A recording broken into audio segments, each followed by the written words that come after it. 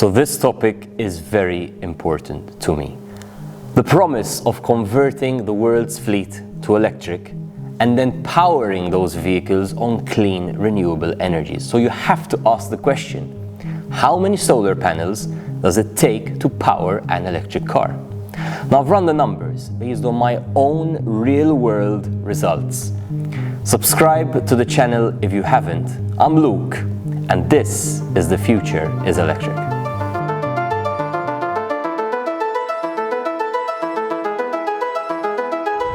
So this exercise is two-sided. On one hand, we have the solar panels. How much energy do solar panels actually make in the real world? On the other hand, we have the electric car. How much energy does that car need to drive said distance per year? Now, of course, this is going to be different for everyone. So I'm going to be sharing all my workings so you can plug in your own numbers and come to your own results. So let's start with solar. So 2 years ago, I had my own set of solar panels installed on my roof before I even had a front door, because priorities. Now, solar is a big thing in Malta. One, because we get 300 days of sunshine. Two, because we have ideal conditions. And a lot of people have figured this out, because in fact, we have the 7th most watts per capita installed from all the world. Little tiny Malta.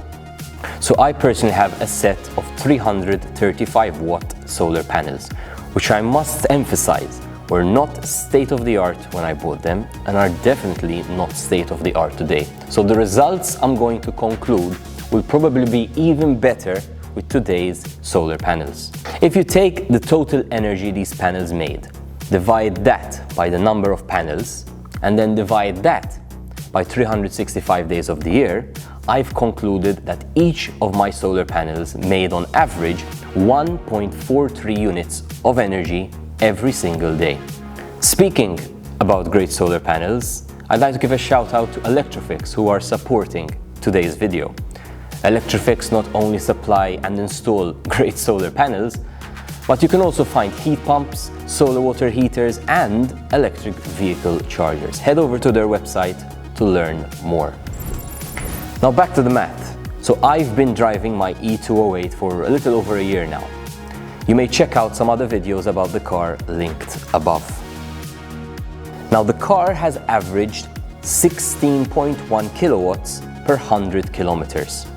So to drive the 10,000 kilometers per year, which is the Maltese average, the car would require 1,610 units of electricity.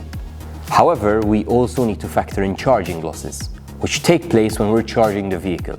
The amount of energy leaving the charging station and arriving in the battery, there will obviously be a discrepancy.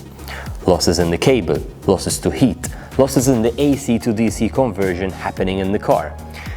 So how much are these losses? Well, from my research, I've found that losses can be from as little as 5% to 20% in the absolute worst case scenario, especially when the climate conditions aren't favorable. Now we're going to take the worst case 20% loss into the equation.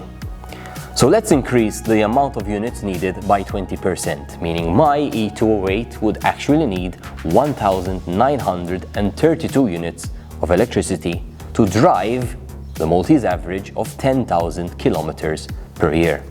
I'd like to point out that driving losses, which also occur in an electric vehicle, although they are far, far less than an internal combustion vehicle, are already being factored into the equation in the 16.1 kilowatt efficiency I mentioned earlier that the car is achieving.